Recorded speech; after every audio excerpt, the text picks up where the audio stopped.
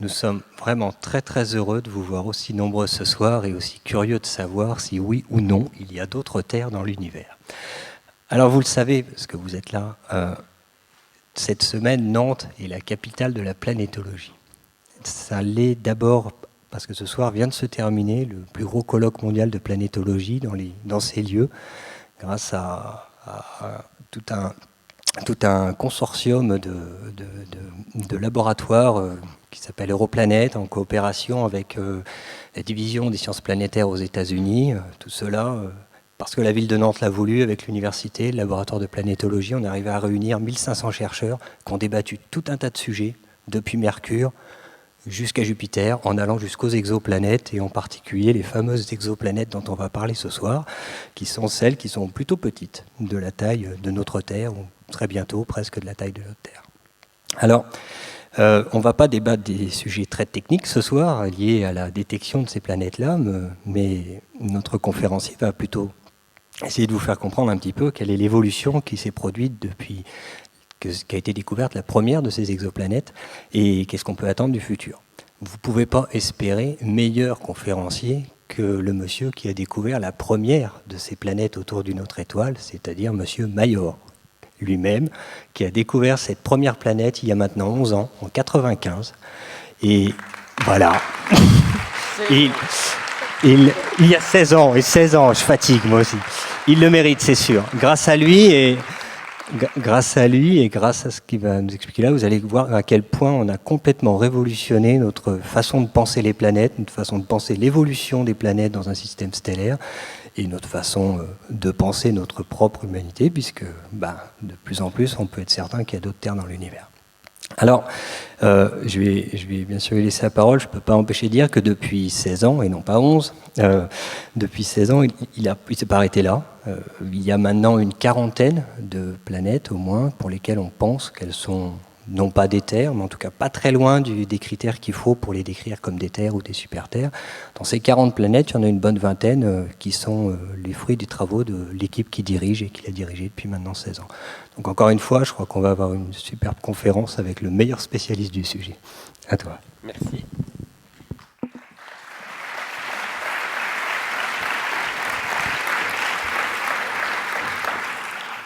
Bonsoir mesdames, bonsoir messieurs. Eh bien, j'aimerais vous parler un peu de ce sujet qui me tient à cœur depuis fort longtemps. Quel domaine qui explose au niveau des découvertes, qui est ce domaine des planètes extrasolaires. Donc, si vous devez vous souvenir d'une seule chose de cette soirée, une planète extrasolaire, c'est simplement une planète qui tourne autour d'une autre étoile. On sait bien que dans le système solaire, il y en a 8 qui sont liés, qui tournent autour du Soleil, et la question existait depuis fort longtemps, à savoir, est-ce qu'il y a, dans la terminologie antique, est-ce qu'il y a d'autres mondes dans l'univers? Aujourd'hui, on parlerait simplement, est-ce qu'il y a d'autres systèmes planétaires dans l'univers? Alors, pour moi, j'aime bien commencer par cette image qui rappelle, pour moi, quelque chose de très émouvant, c'est ces réflexions des philosophes grecs qui, voici plus de 2000 ans, discutaient déjà de cette matière, à savoir qu'il existait probablement d'autres mondes dans l'univers. Il les voit même en nombre infini. Et puis plus loin dans la même lettre d'Épicure, eh bien, il exprime son sentiment qu'il pourrait y avoir des êtres vivants, des plantes et toute autre chose visible. Et c'est très intéressant de voir, il introduit déjà pourrait ou ne pourrait pas exister dans tel monde ou tel autre. Donc il voit bien que certainement que ça n'a pas marché partout. Et c'est comme dire étonnant d'imaginer que ces réflexions datent d'il y a plus de 2000 ans. Évidemment, ces idées, ces réflexions se sont maintenues, ont été au cours des 2 derniers millénaires, avec des hauts et des bas, mais ça a toujours été présent dans la pensée, en tout cas européenne. Il y a eu dans les bas, évidemment, on peut quand même se rappeler que Giordano Bruno a payé, pas uniquement pour ça, mais entre autres pour ça, de sa vie, puisqu'il a été brûlé en février 1600 à Rome. Alors voilà, je ne vais pas faire d'histoire de l'astronomie, c'était juste ce petit rappel de ce long intérêt qu'on peut avoir pour un tel sujet. Je ne vais pas parler, le but de cette conférence n'est pas de parler du système solaire, Il y a dans cette salle, et en tout cas cette semaine passée, des gens bien plus compétents pour les travaux qui se sont faits sur le système solaire. Si je fais ce tout petit rappel, c'est simplement pour une raison, c'est pour introduire le fait qu'il existe en gros 3 grandes familles de planètes dans le système solaire, ce qui ne veut pas dire qu'ailleurs c'est la même chose.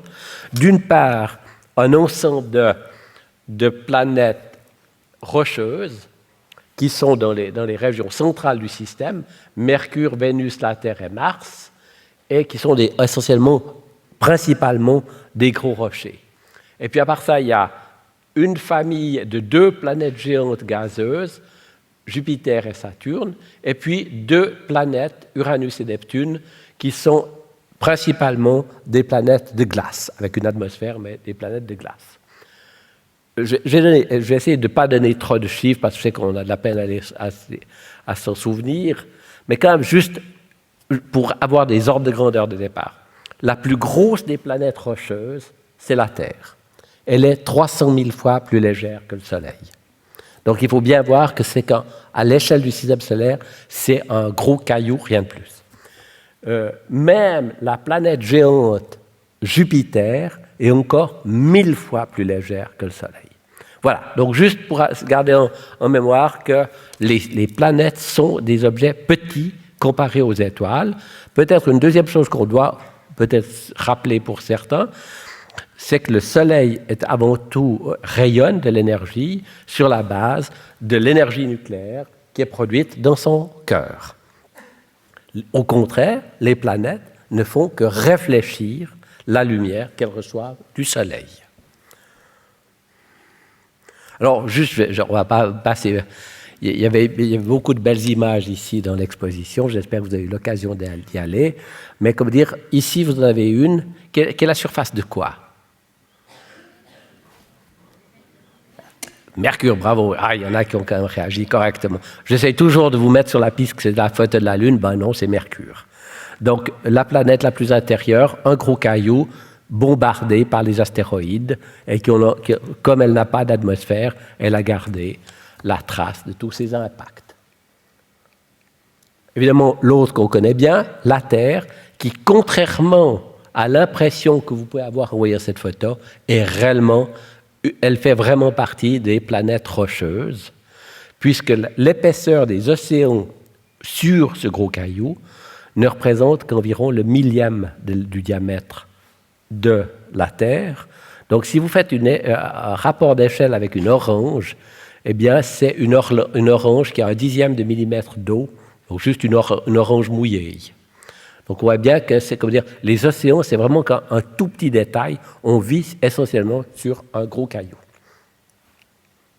Après, on passe dans le monde des planètes géantes.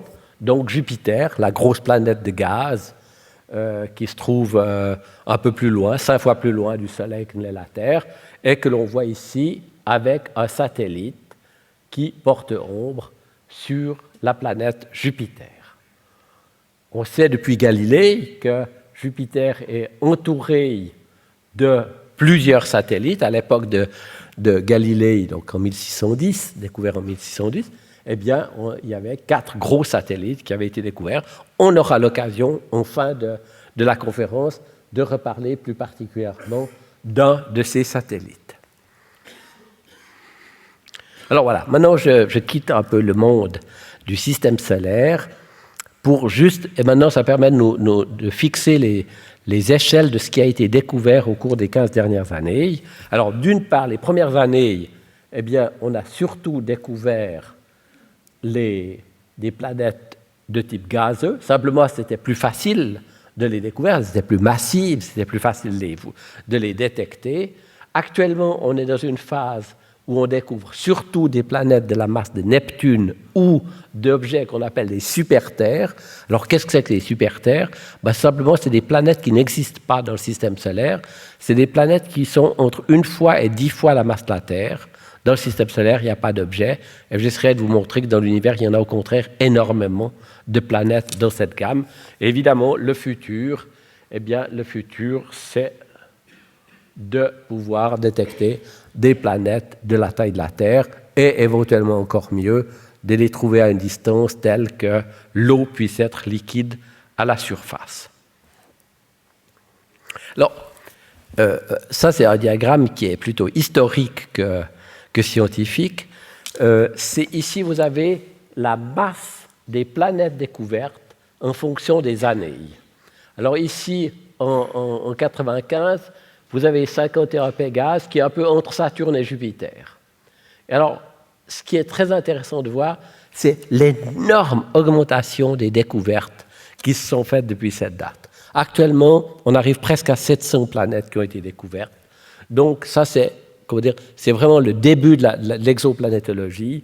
On découvre énormément d'objets. L'autre chose intéressante dans ce diagramme, c'est le fait que l'enveloppe inférieure diminue énormément. Si vous regardez, cet objet-là faisait à peu près 150 fois la masse de la Terre, et celui-ci fait moins de 2 fois la masse de la Terre. Donc on voit qu'on a augmenté presque d'un facteur 100 au cours des 15 dernières années la sensibilité de nos instruments. Évidemment, ce que j'aimerais discuter après avec vous, c'est plutôt qu'est-ce qui va se passer ici plus tard.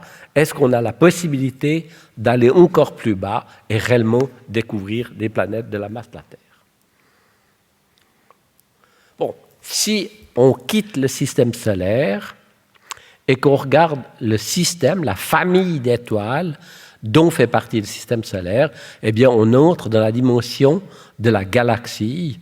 Le nom que l'on donne à notre galaxie, c'est la Voie lactée, que j'espère que tous vous avez eu l'occasion de voir avant l'arrivée des néons.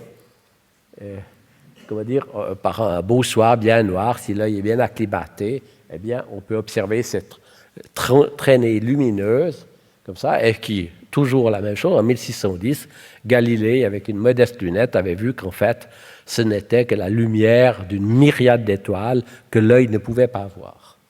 Alors ça, c'est une galaxie similaire à la nôtre, une galaxie qui a une forme spirale.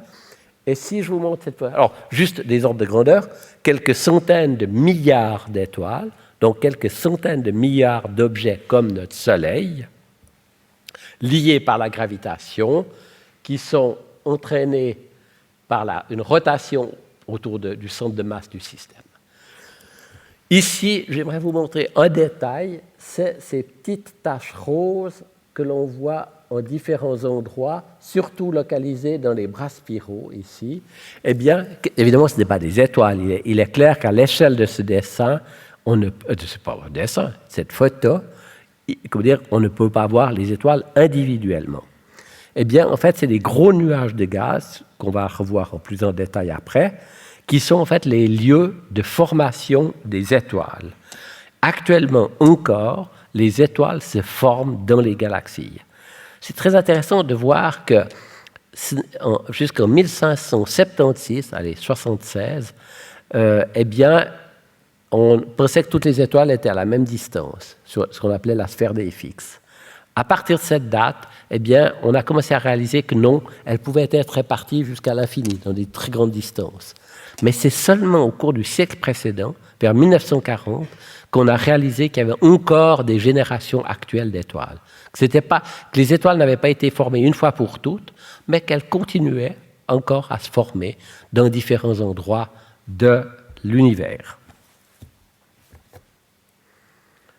Alors, voici une photo agrandie d'un de ces nuages de gaz qu'on appelle dans le jargon des nuages moléculaires, qui en fait sont les lieux où se forment les nouvelles étoiles. Par effondrement sous la masse de ces nuages se contractent et forment des grandes familles d'étoiles. Ça ne va pas se contracter bien régulièrement pour former une seule grosse étoile, mais ça va se fragmenter en un grand nombre de sites qui vont donner naissance à des milliers d'étoiles, des générations d'étoiles. Alors, tous les astronomes amateurs auront reconnu la nébuleuse d'Orion, qui n'est pas très loin du Soleil, qui peut être observée assez facilement avec un petit télescope. Juste pour sortir un peu du sujet, il n'est pas facile de partir a priori des lois de la physique Depuis, vous avez un nuage de gaz, vous le faites s'effondrer, vous formez des étoiles, vous regardez s'il y a des planètes qui se forment autour. Je dirais ce raisonnement simpliste qui doit être correct dans son échelle, son développement, en fait, est épouvantablement difficile. C'est probablement encore un des domaines faibles de l'astrophysique, c'est de comprendre comment se forment les étoiles. On est sûr, on observe, on voit les lieux de formation stellaire, on sait qu'elles se forment.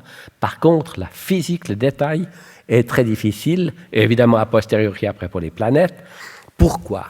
Eh bien, simplement, il faut voir que, voilà, ça, c'est pas un dessin d'artiste, c'est une vraie photo, comme ça, qui montre un site de formation stellaire, et vous voyez les contrastes de densité.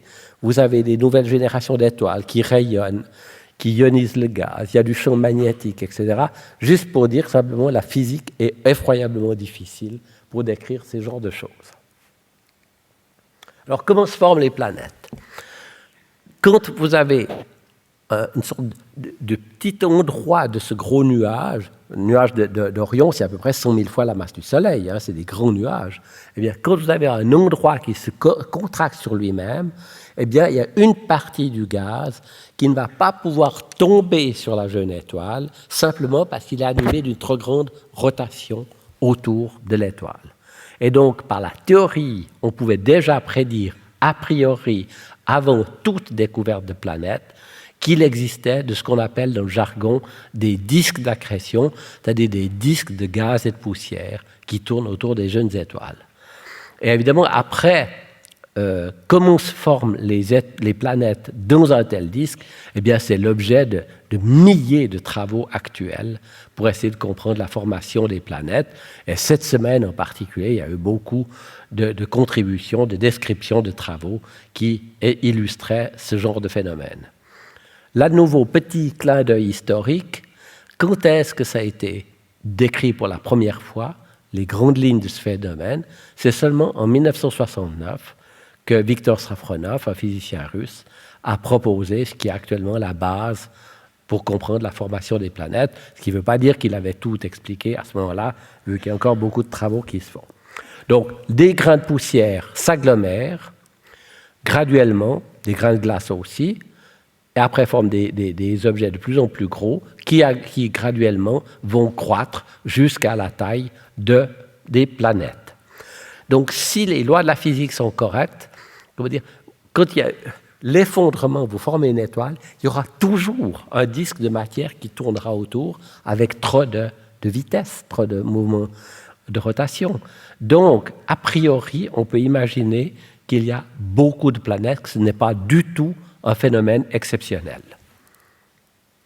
Alors, voici 16 ans aussi, eh bien, le télescope spatial Hubble a essayé de faire des photos de quelques jeunes étoiles qui se trouvaient devant la nébuleuse d'Orion.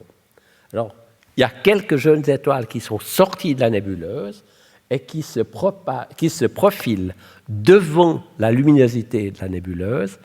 Et ce que l'on a découvert à ce moment-là, c'est qu'il y avait des petits disques noirs autour de chacune, ou quasiment chacune, de ces jeunes étoiles. Et ces disques, c'est simplement des disques de poussière, comme c'était attendu par la théorie, et de gaz, qui sont simplement les endroits où vont se former des planètes. Donc, a priori, on sait très bien qu'il y a tous les endroits voulus pour que des planètes se forment. Quand je dis jeunes étoiles, c'est des étoiles qui ont quelques millions d'années. Pourquoi jeunes? Eh bien, il faut se rappeler que le Soleil a 4600 millions d'années, donc c'est des objets qui sont 1000 fois plus jeunes que notre Soleil. Alors, je reviens à une galaxie analogue à peu près à la Voie lactée, et donc vous avez ces quelques centaines de milliards d'étoiles qui sont là. Et évidemment, immédiatement, on se pose la question, bon, combien d'étoiles? C'est les lois de la dynamique qui vont nous permettre de répondre à cette question. Combien de planètes? Eh bien, c'est la question, j'allais dire, de la conférence de ce soir. Et si vous prenez juste un tout petit coin d'une telle galaxie, c'est plus ou moins ce qu'a vu Galilée il y a 4 siècles. En fait, il n'avait pas une image aussi belle que ça, hein, on est d'accord. Mais voilà, avec un télescope moderne, c'est que vous voyez que des étoiles, des équivalents du Soleil, il y en a tant que vous en voulez. Donc, le problème n'est pas du tout de découvrir de nouvelles étoiles, c'est de se poser la question, est-ce qu'il y a des planètes qui tournent autour de cette étoile ici, etc. Donc là, c'était le problème que l'on avait, et où a priori, on avait toutes les raisons de croire qu'il y en avait. Mais je ne résiste pas au plaisir de faire ce que j'appellerais le tour du propriétaire. Donc on est d'accord que la lumière va mettre quelques heures pour traverser le système solaire. La lumière va mettre à peu près 100 000 ans pour traverser la Voie lactée. Et puis, il faut voir que la Voie lactée, ce n'est qu'un grain à l'échelle de l'univers. Si vous regardez cette photo historique qui a été prise par le télescope spatial, voici aussi une quinzaine d'années, le directeur de l'institut qui gérait le télescope spatial à cette époque-là, il avait le droit à un certain temps d'observation qu'on appelle discrétionnaire. Donc, il pouvait faire des observations sans en rapporter à un comité, etc. Et le professeur Bob Williams, a décidé de mettre la totalité de son très peu de temps qu'il avait pour ne faire qu'une seule photo. Il a choisi un coin de la galaxie où il n'y avait pas de nuages, du nuage donc interstellaire, pas des nuages terrestres, et où il n'y avait quasiment rien de visible depuis le sol. En fait, ce n'était pas tout à fait vrai de dire qu'il n'y avait rien. Il y avait 3 étoiles qui étaient visibles, une ici et une ici.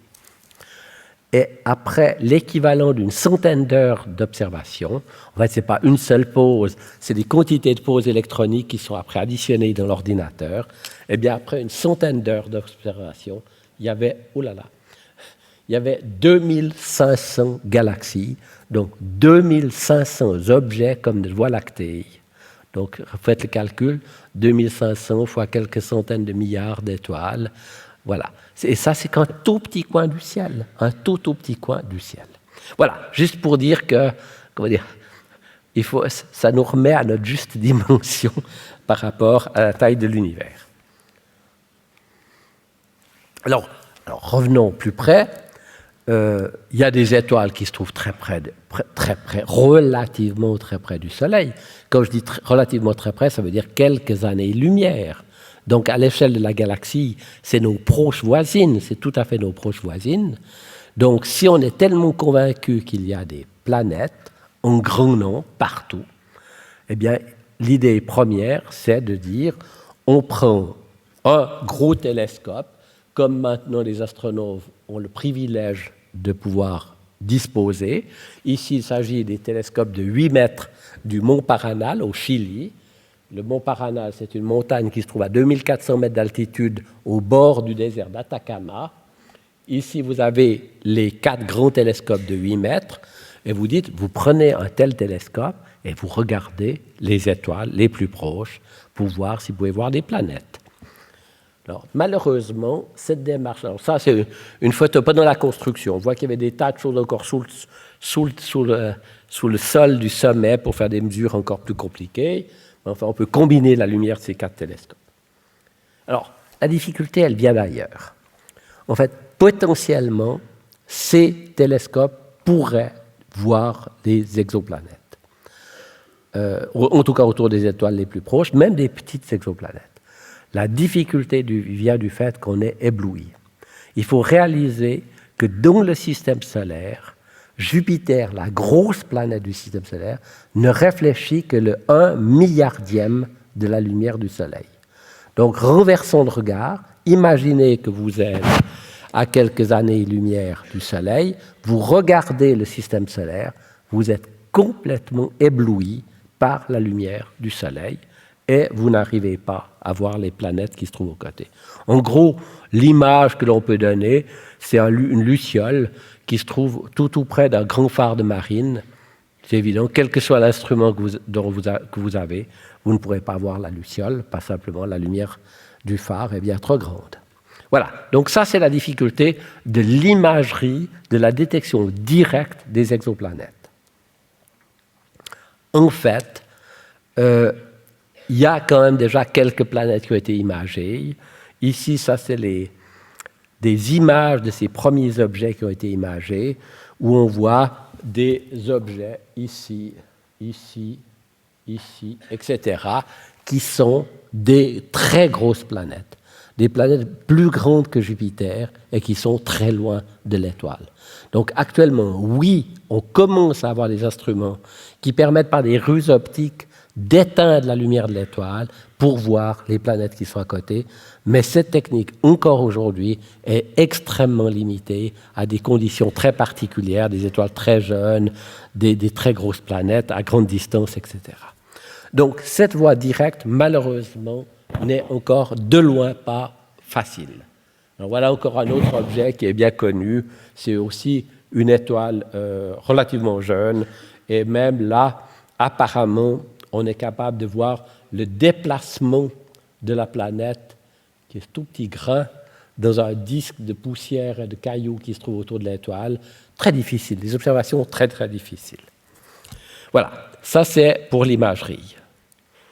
Alors comment faire pour détecter des exoplanètes? Alors la méthode qui a été utilisée depuis maintenant plus de 15 ans, eh bien c'est une détection qui est indirecte.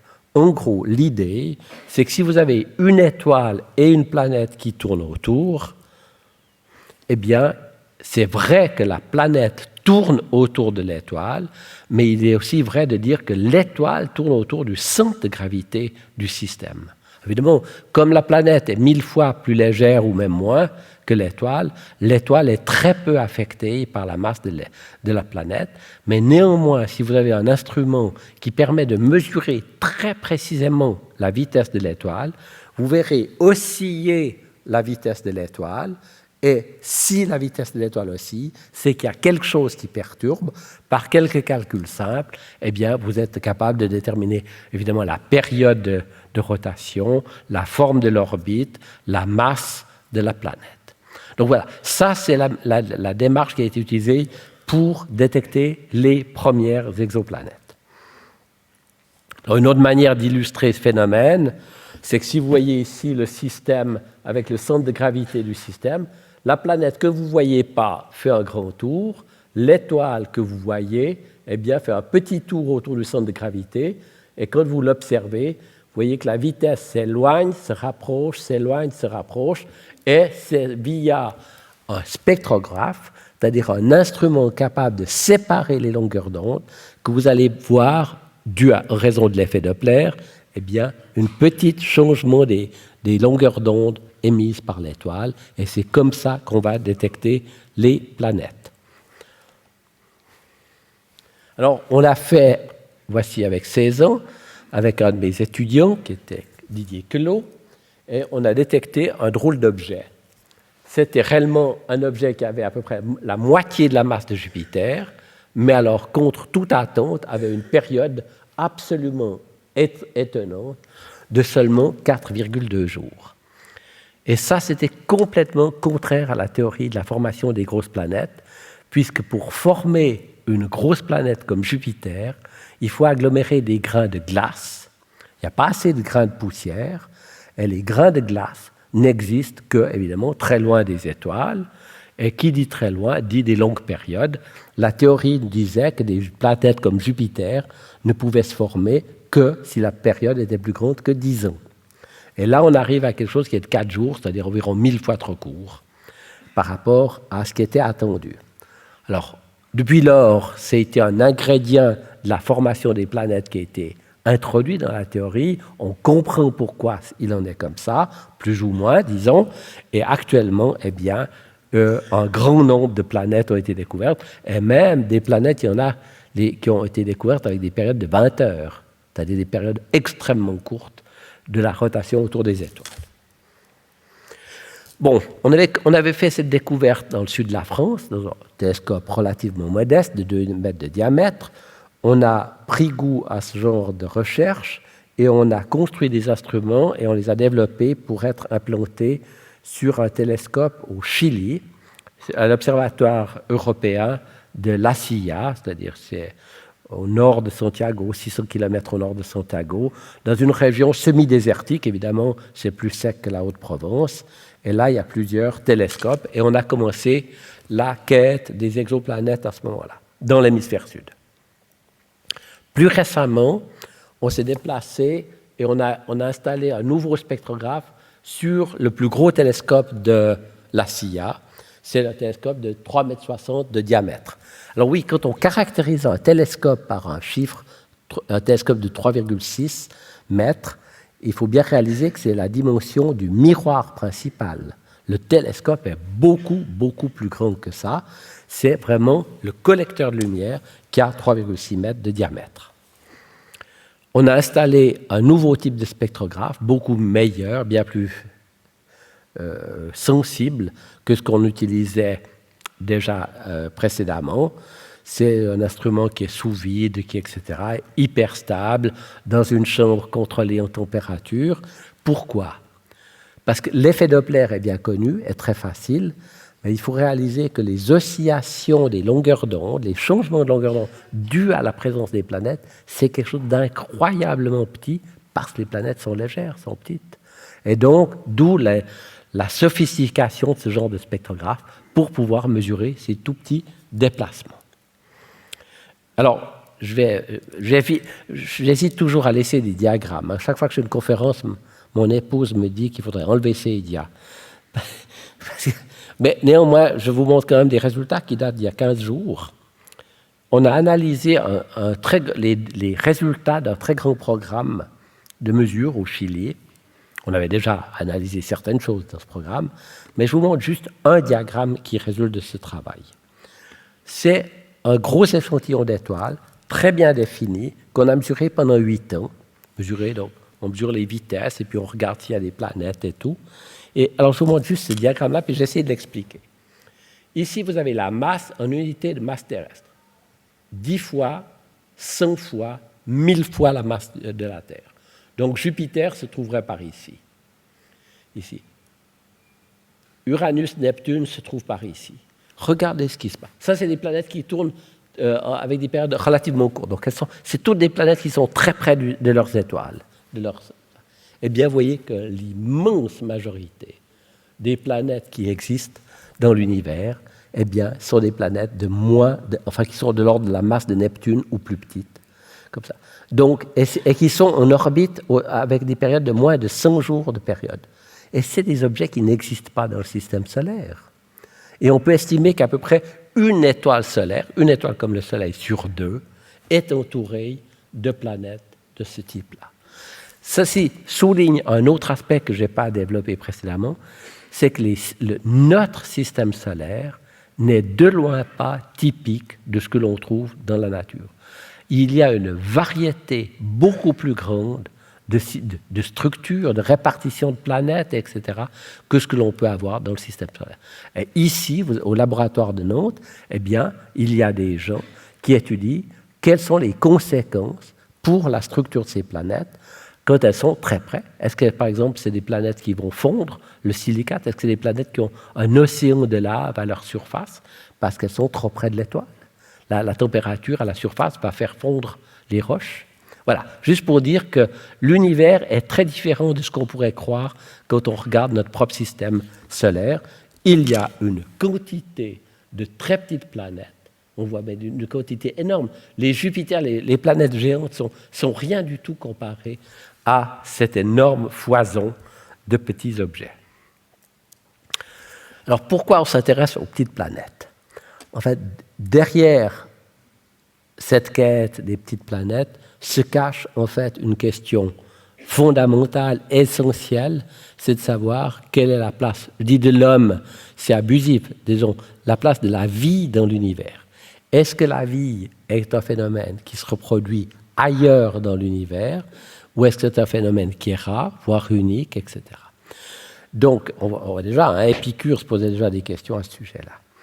Alors, ce diagramme ici, eh bien, on met ici la masse des étoiles et ici on met la distance des planètes. Alors, si on a une masse du Soleil et on est à une unité astronomique, l'unité astronomique, c'est la distance entre la Terre et le Soleil. Donc, évidemment, à cette position, on trouve la Terre.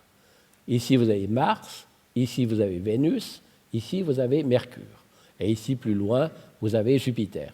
Faites attention que c'est une échelle étrange où chaque fois que vous allez de là à là, vous multipliez par un facteur 10. Donc, en fait, c'est une impression beaucoup plus compacte que la réalité des vraies distances. Alors après, vous observez cette bande bleue. Qu'est-ce que c'est que cette bande bleue? Eh bien, c'est la zone où l'eau peut se trouver sous forme liquide à la surface d'une planète. Il est évident que si vous êtes trop près de l'étoile, l'eau va s'évaporer parce qu'il fait trop chaud. Si vous êtes trop loin, eh bien, ce sera de la glace. Donc, les gens qui font de la climatologie des exoplanètes ou des planètes, eh bien, peuvent calculer où, moyennant certaines hypothèses, eh bien, l'eau peut se trouver sous forme liquide. Et ça, c'est cette zone dite habitable. Et on voit que la Terre est bien placée. On voit aussi que ce n'est pas une condition suffisante, puisque Mars est très bien placé aussi, mais il est évident qu'actuellement, il n'y a pas de l'eau liquide à la surface. Donc, ce n'est pas la condition suffisante pour qu'il y ait une zone habitable. Il ne faut pas se méprendre sur la signification d'un tel diagramme. Ce diagramme nous dit simplement qu'il y a de l'eau liquide à la surface. Elle ne dit pas qu'il y a des êtres vivants. On est bien d'accord. Alors, pourquoi je vous montre ce diagramme? C'est que récemment, eh bien, on a découvert deux objets. Un objet ici, qui dans son jargon s'appelle Gliese 581d, peu importe, c'est simplement un numéro d'ordre dans un catalogue d'étoiles, et la planète se trouve là, sur le bord externe de la zone où l'eau peut être liquide. Et très récemment, eh bien, un autre objet a été découvert autour d'une étoile un peu plus massive, qui est presque comme la masse du Soleil, et qui se trouve cette fois-ci sur le bord interne de cette zone. Alors, là, de nouveau, qu'est-ce que ça montre? Ça montre simplement qu'on commence à avoir la sensibilité des instruments pour trouver des cibles correctes où la vie pourrait se développer. Ce qui est très important, c'est que ces objets-là sont nos proches voisins. Je ne me rappelle plus les chiffres exacts, mais sauf erreur, celui-ci, je crois, il est à 6 parsecs, c'est-à-dire une vingtaine d'années-lumière, et celui-ci, il est un petit peu plus loin, peut-être le double. Malgré tout, à l'échelle de la galaxie, c'est vraiment de nos proches voisins. Donc, ça veut dire aussi qu'on aura la possibilité de faire des études complémentaires pour chercher des traces de vie sur la surface de ces objets, et je vais essayer de décrire un peu comment c'est possible. Voilà, la quête des sites potentiels pour le développement de la vie net autour d'exoplanètes, eh bien, est tout à fait possible. Alors maintenant, j'aimerais ouvrir la discussion sur un autre type d'observation. Donc, voici 15-16 ans, on a découvert qu'il existait des planètes qui étaient très près de leurs étoiles, qui tournaient avec des périodes très courtes. Quand on dit qu'elles tournent avec des périodes très courtes, ça veut dire qu'elles sont très serrées, donc il y a une chance non négligeable d'avoir ce que j'appellerais des éclipses. Alors, les astronomes, dans ce cas-là, parlent plutôt de transit planétaire, mais enfin, il faut réaliser que si le plan orbital est bien incliné par rapport à la ligne de votre télescope, à la ligne d'observation de votre télescope, eh bien, il peut y avoir des éclipses. Alors, vous n'allez pas voir ce que vous voyez ici, parce que vous n'avez pas la possibilité de voir, de résoudre le disque de l'étoile. La seule chose que vous pouvez observer, c'est une baisse de la luminosité que l'on schématise ici. Hop, quand la planète est devant le disque et quand elle ressort. Donc, et alors là, je fais appel à vos souvenirs scolaires. C'est évident que la planète enlève un morceau de la lumière émise par l'étoile qui est directement proportionnelle à sa taille. Donc cette observation est d'une simplicité extraordinaire puisqu'elle va directement vous donner la taille de la planète. Et je trouve absolument admirable. Par les vitesses, on peut accéder à la masse de la planète. Par cette observation, on mesure la taille de la planète. Dans les deux cas, on ne les voit pas, mais néanmoins, vous êtes capable de mesurer la densité moyenne de la planète. Et à la fin du compte, quand vous faites le calcul, vous allez pouvoir dire éventuellement que la combinaison de la masse et du rayon vous dit que la densité correspond à une planète gazeuse ou une planète rocheuse ou une planète de glace, etc. Donc vous voyez qu'on peut commencer à faire de la physique des intérieurs planétaires par ce type d'observation combinée. Alors voilà, ça c'est la première qui a été découverte voici un peu plus de 10 ans. Ça c'est l'observation faite depuis le sol. Vous voyez que ça baisse à peu près de l'ordre d'1%, un peu plus d'1%. Quand la planète, c'est donc une grosse planète. 1%, c'est une grosse planète qui passe devant le disque de l'étoile. Et puis la même observation faite la saison suivante depuis l'espace. Vous voyez la qualité des observations. Pourquoi? Simplement, vous n'avez plus l'atmosphère terrestre pour vous perturber vos observations. Petite anecdote, on parle de ces très grands télescopes du Mont Paranal. Cette observation-là a été faite avec un télescope de 10 cm de diamètre dans un garage. Voilà, donc de temps en temps, les petits télescopes sont aussi encore utiles. Cette observation a eu un rôle fondamental, je dirais, dans ce domaine. C'est qu'il y avait encore, 4 ans après la découverte de 51 Pégase, encore certains astronomes qui pensaient que ce n'étaient pas des planètes, ces objets étranges qui tournaient de 6 heures. Une fois que cette observation a été faite, le doute n'était plus possible. La densité moyenne de la première était seulement de 0,3 grammes par centimètre cube. C'est une densité moindre que celle de l'eau.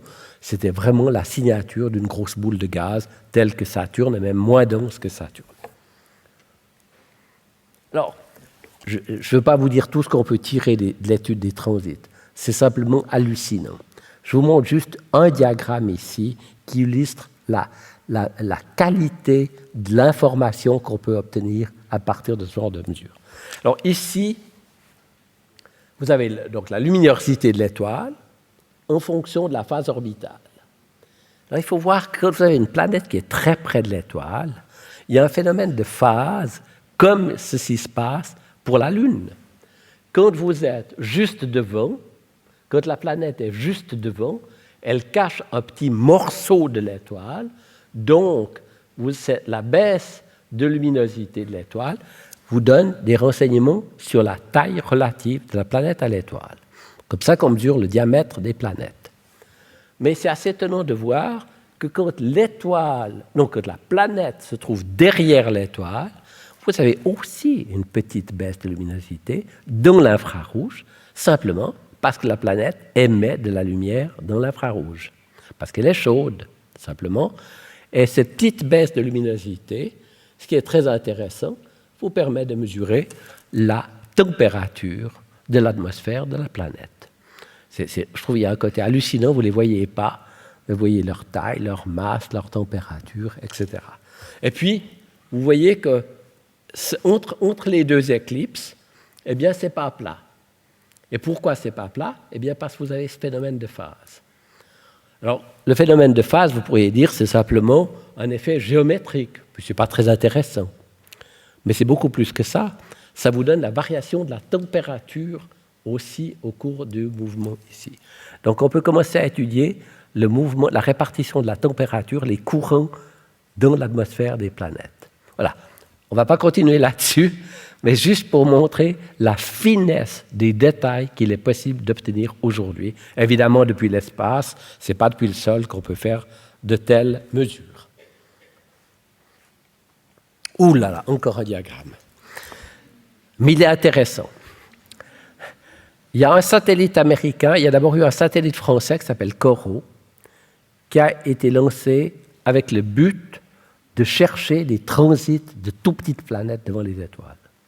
Télescope modeste, il a fait des belles découvertes, et entre autres, il a découvert un objet de très petite masse qui s'appelle COROT 7, qui est peut-être une des premières planètes rocheuses jamais découvertes. On a pu prouver que c'était rocheux.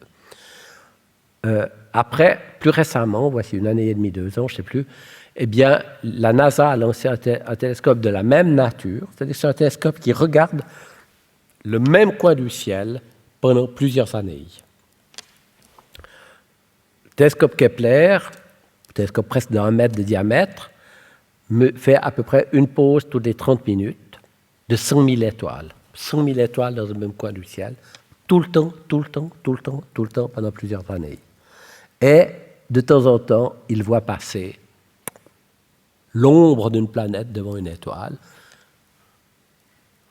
Il voit des variations périodiques de la luminosité des étoiles. Alors évidemment, si vous en avez 100 000, c'est comme quand à la loterie, vous achetez 100 000 billets, vous avez plus de chances de gagner.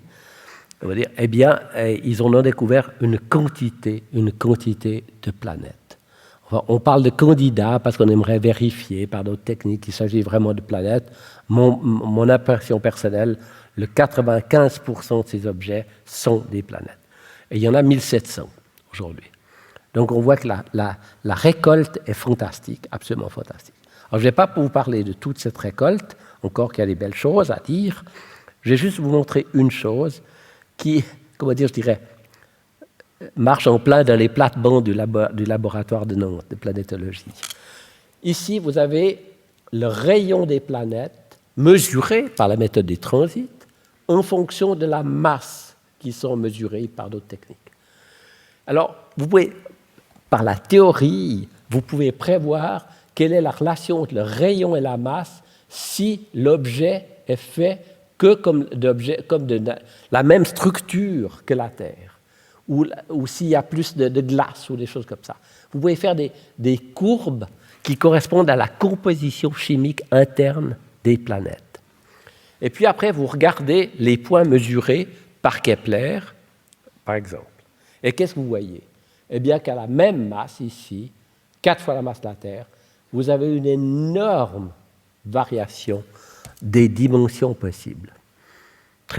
Donc le fait de dire qu'on a trouvé une planète de 4 fois la masse de la Terre ne veut absolument pas dire que c'est une planète rocheuse. Il semble que ces objets-là soient plutôt de sortes de mini-Neptune qui sont très très près des étoiles, parce qu'ils sont tout près des étoiles. Voilà. Juste pour dire qu'actuellement, eh bien, on entre dans une phase très intéressante où l'astronomie et la géophysique peuvent travailler en synergie. Bon, alors maintenant, on aimerait vraiment, donc on est encore à quelques fois la masse de la Terre, hein. Est-ce qu'on a la possibilité d'aller plus petit avec des techniques pour détecter des petites planètes comme la Terre? Juste pour se rappeler la difficulté. Regardez, ça c'est une vraie photo du Soleil avec tous ces défauts liés au champ magnétique. Vous avez une zone convective. Qu'est-ce que ça veut dire, une zone convective? Ça veut dire que le gaz qui est chauffé par-dessous, eh bien, entre en mouvement. Il y a des cellules qui montent, qui rayonnent, c'est ces petits points brillants, et puis quand ça refroidit, ça redescend, etc. À part ça, vous avez des zones où il y a du champ magnétique, des éruptions magnétiques et tout. Quand on dit qu'avec notre spectrographe, on veut mesurer la vitesse d'une étoile, ça veut dire quoi? Ça veut dire qu'on veut mesurer la vitesse moyenne de tous les atomes qui sont dans notre direction. On voit bien que cette moyenne va être affectée par tous ces défauts de l'atmosphère de l'étoile. Et je vous rappelle que la Terre, ici, c'est un objet qui est 300 000 fois plus léger que le Soleil, et les dimensions sont relatives, sont correctes. Ici. Voilà, ça c'est juste pour donner une idée de la difficulté de l'exercice. D'un autre côté, on voit l'expérience a montré qu'on s'améliore. Comme ça.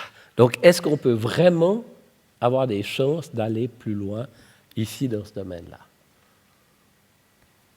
Alors, on revient à nos transits planétaires, et ici, on regarde le premier transit fait depuis l'espace avec le Hubble Space Telescope, et ça correspond à un gros Jupiter qui passe devant son étoile. Donc, alors, on peut faire le calcul, c'est facile, hein? Jupiter a un diamètre qui est environ un dixième du diamètre du Soleil.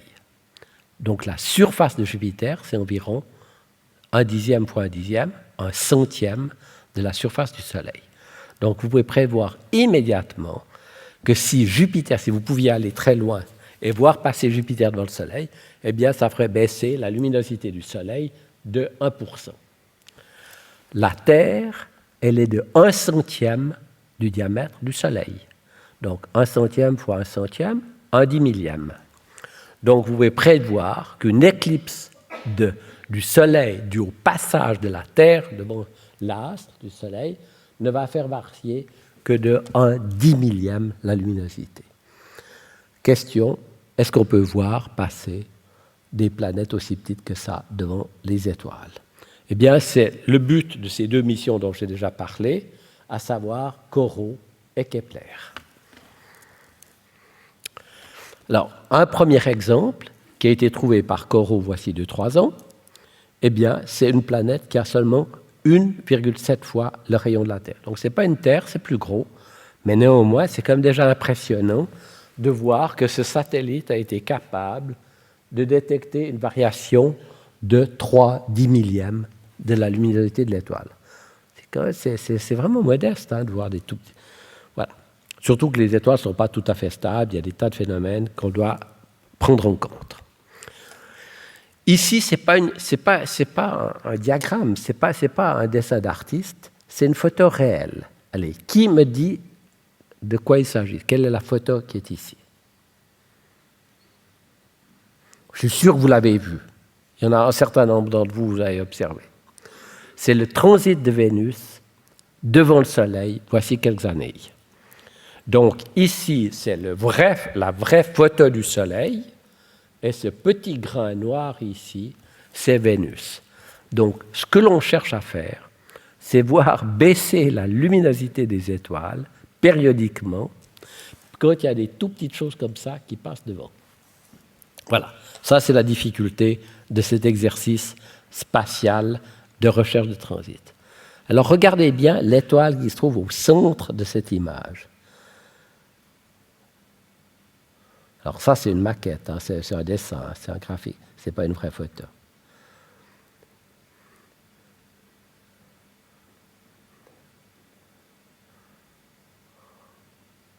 Alors donc on voit qu'il y a plusieurs planètes qui, au début de ce petit film, passent devant l'étoile et produisent non pas un transit, mais une succession de transits successifs. Alors, cette observation, le dessin que j'ai présenté avant, est un dessin d'artiste.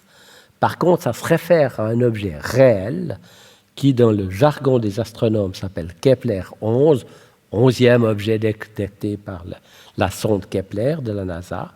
Et si vous regardez la luminosité de cette étoile en fonction des jours ou des centaines de jours, ici on a 400 jours, eh bien on voit que la luminosité de l'étoile varie d'une manière assez étrange, avec des variations de l'ordre du %. L'essentiel de cette variation, la quasi-totalité de cette variation, c'est des défauts du satellite, des défauts inhérents à la technique. Cela dit, les gens savent corriger ces défauts, ils éliminent cette variation, ici, qui est très lente, c'est plus de 100 jours, 150 jours.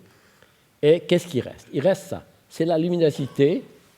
Alors là, c'est 5/10 millième, 1 millième, etc. Et vous regardez ça, voilà, ça c'est le bruit, c'est une série temporelle, et puis de temps en temps, vous avez des points qui tombent plus bas. Mais c'est étrange, ce n'est pas périodique. Et nos collègues américains qui ont analysé ces données, qu'est-ce qu'ils ont été capables? C'est mieux que les mots croisés pour analyser ces données. C'est un bel exercice. Ils ont trouvé qu'il y avait 6 planètes qui passaient avec des périodes différentes devant l'étoile. Évidemment, vous avez les différentes profondeurs, vous donnent directement les différentes tailles de ces différentes planètes. Et puis après, vous êtes capable de voir qu'elles ne passent pas toutes au moment où elles devraient passer. Pourquoi? Pas simplement la masse de l'une freine le mouvement de l'autre ou accélère le mouvement de l'autre. Et quand vous analysez ces défauts de mouvement, vous êtes capable de mesurer la masse des planètes. Voilà. Et donc après, vous pouvez construire le diagramme que j'ai montré précédemment. Voilà. C'est juste pour montrer la richesse de ces missions et de cette étude. Donc voilà, ça c'est un petit dessin amusant qui montre un peu quelques objets découverts par la mission Kepler.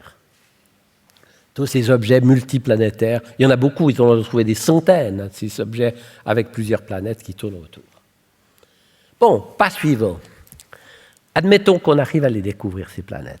Est-ce qu'on sera capable de détecter de la vie sur de tels objets? Donc, on aimerait de l'eau liquide, ce n'est pas du tout de l'anthropocentrisme, simplement, la vie, c'est avant tout un phénomène où vous devez transférer de l'information d'une génération à l'autre. Vous devez, d'une manière ou l'autre, dire à la génération suivante comment elle doit fonctionner et comment elle doit se reproduire pour dire aussi au suivant comment ça. Donc vous devez faire, avant tout, la vie, le plus petit dénominateur de la vie, c'est cette nécessité de transférer de l'information. D'abord, de savoir comment fonctionner, ça c'est bien évident, mais en plus savoir transférer. Qui dit transférer de l'information, comment le faites-vous?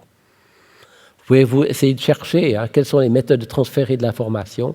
Eh bien, probablement la seule manière dans la nature, je ne parle pas dans les ordinateurs, mais comment dire, eh bien, c'est des longues chaînes moléculaires avec des quantités d'atomes qui codent cette information, c'est le code génétique. Et donc, n'importe quelle ménagère sait que quand elle veut tuer la vie, stériliser des aliments, il faut chauffer. Et à partir de 100 degrés, pratiquement, vous avez stérilisé toutes les formes de vie en cassant ces chaînes moléculaires. En dessous de 0 degré, un peu plus bas, eh bien, la chimie de la vie se ralentit tellement qu'il n'y a plus rien d'intéressant qui se passe.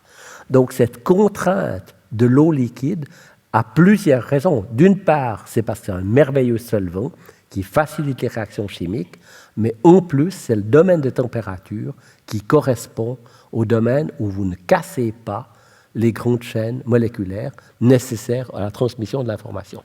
C'est juste pour prévenir cette idée simpliste, mais on essaie de dire que c'est la même chose que chez nous. Non, ce n'est pas vrai. C'est des conditions tout simplement de chimie. Alors maintenant, je marche sur les plates-bandes de mes collègues qui ont eu une semaine de travail ici. Est-ce qu'avant d'aller dans le domaine des exoplanètes, est-ce qu'on est sûr d'avoir épuisé l'inventaire de la vie dans le système solaire? Alors ça, je vais aller un peu vite pour cette question-là. Ici, vous avez une photo de la planète Mars qui montre encore la trace d'érosion due à des fleuves, de l'eau qui coulait à la surface de Mars, voici plus de 3 milliards d'années. En gros, je schématiserai avec un langage un peu abusif, il y a un peu plus de 3 milliards d'années, il faisait agréable sur Mars. Il y avait une atmosphère, la température était agréable, l'eau coulait. Est-ce que la vie a choisi sa chance en faisant démarrer le développement d'organismes vivants à ce moment-là? On n'en sait rien, mais c'est certainement la motivation qui se trouve derrière énormément des sondes qui sont envoyées année après année sur notre planète voisine qui s'appelle Mars. Photo ou maquette?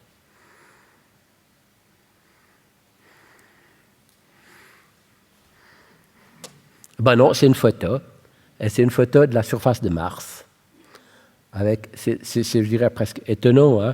Vous voyez, ces vallées avec à fond plat ici, ces sortes de canyons, comme ça. Donc voilà, ça c'était peut-être qu'il fut une époque où c'était très différent évidemment de l'aspect désertique qui se trouve actuellement. Un autre site potentiel, Europa. Europa, c'est un des 4 satellites galiléens de Jupiter. Découverte de l'ère d'exploration spatiale du système solaire, il y a une vingtaine d'années, on découvre que la surface d'Europa était une banquise. Qu'est-ce que ça veut dire une banquise?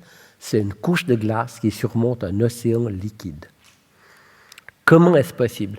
L'énergie reçue à la distance de Jupiter, c'est 25 fois moins que sur Terre, du Soleil. Normalement, ça devrait être complètement congelé. Ce satellite devrait être complètement congelé, et c'est uniquement les interactions de marée entre les différents satellites qui permettent de changer légèrement l'orbite du satellite, et le champ de force de Jupiter va, je dirais, d'une manière un peu imagée, va pétrir ce satellite et maintenir l'eau liquide dans les profondeurs. Voilà. Si vous dites eau liquide sous une banquise, est-ce qu'il y a eu des choses intéressantes au sens de la vie qui s'est développée? Évidemment, on n'est pas capable de répondre ni dans un sens ni dans l'autre. Ça, c'est une autre vision plus rapprochée de la surface d'Europa. vous avez ici une fracture qui est brisée ici, qui continue ici, qui est brisée ici, qui continue ici. Donc, on ne se méprenne pas. La dimension est telle qu'il ne s'agit pas de traces de ski. Donc, voilà. Donc, ceci, c'est pour le futur. Il y aura certainement des travaux fascinants qui vont se faire sur ces niches possibles de vie dans le système, ou de vie passée dans le système solaire.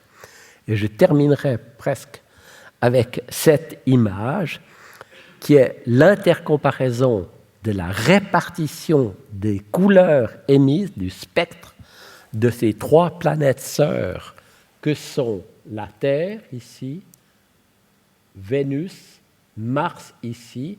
Donc ici on met les longueurs d'onde dans l'infrarouge et on a des tas de détails qui nous renseignent sur la composition chimique des atmosphères planétaires. Alors, je ne vais pas décrire tout ce qui s'y trouve, mais en particulier, il y a une signature chimique à 9,7 microns dans l'infrarouge qui nous dit que dans l'atmosphère de la Terre, il y a 20% d'oxygène. Ce n'est pas le cas sur Vénus, ce n'est pas le cas sur Mars. Et ceci est complètement anormal. Pourquoi? Qu'est-ce que ça veut dire anormal? Ça veut dire que les processus de chimie et de physique ne permettent pas d'expliquer 20% d'oxygène dans l'atmosphère de la Terre. Il n'y a qu'un processus, ou qu'un ensemble de processus qui est capable de répondre à cette question, c'est la vie. Donc, vous renversez de nouveau le regard, vous imaginez que vous êtes à 10 années-lumière d'ici, vous avez des instruments parfaits qui vous permettent d'analyser la répartition la luminosité de la planète que vous avez détectée. Vous voyez cette signature-là, eh bien, vous pouvez déjà affirmer qu'il y a de la vie, enfin, il y a, comment dire, un faisceau d'évidence qui vous dit que la vie doit être présente sur cette planète. Donc, il est clair qu'il n'est pas question d'aller là-bas pour voir et d'analyser sur place, c'est beaucoup trop loin, mais par contre, l'analyse chimique à distance pourrait, dans le futur, répondre à une telle question.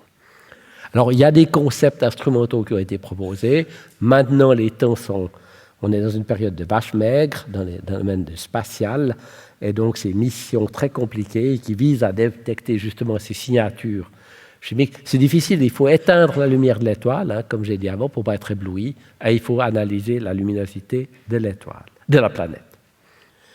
Mais c'est possible, et je suis sûr que ça se fera, simplement, comment dire, ce ne sera pas demain, ce sera peut-être dans 20 ans, mais c'est la question qui se pose derrière un tel effort instrumental, eh bien, c'est de répondre à cette question qui correspond à un concept qui a été introduit par le prix Nobel de biologie Christian de Duve, qui voit la vie comme un impératif cosmique. En gros, c'est une manière un peu compliquée de dire que si les conditions sont réunies, température et d'autres conditions, si les conditions sont réunies, la vie émerge naturellement. C'est une sorte de processus naturel dans l'univers. Alors évidemment, pour l'instant, on ne peut pas répondre directement à cette question. Chacun peut avoir ses propres opinions sur le sujet. Par contre, on sait qu'on peut répondre à cette question par des expériences scientifiques. Et je pense que c'est un très beau but pour les 20 ou 30 prochaines années. Donc on est bien d'accord qu'il n'est pas question d'y aller. Et puis, à part ça, juste, je passe à très grande vitesse. Ça, c'est un télescope de presque 40 mètres de diamètre que l'ESO va construire, donc l'Europe va construire dans les prochaines années, qui sera aussi dans le nord du Chili, au sommet du mont Cerro Armazones, qui est ici.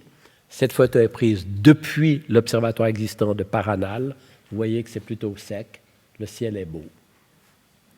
Ça, c'est aussi un autre grand projet de l'astronomie spatiale, qui est le successeur du Hubble Space Telescope, un télescope de 6,50 mètres de diamètre, qui sera lancé, je l'espère, d'ici une dizaine d'années, ou un peu moins. Et finalement, je montre juste ce dessin d'artiste, ce n'est pas encore une photo, de l'interféromètre du mont, du nord du Chili, qui s'appelle sur l'altiplano Armazon. J'ai un blanc. il y a un altiplano à 5000 mètres d'altitude au nord du Chili, Chajnantor, où il y a un interféromètre d'une 60aine d'antennes qui va mesurer la présence de gaz froid dans l'univers, formation des galaxies, formation des étoiles, formation des planètes. Donc, juste pour dire qu'on est vraiment encore au début d'une belle histoire. Merci.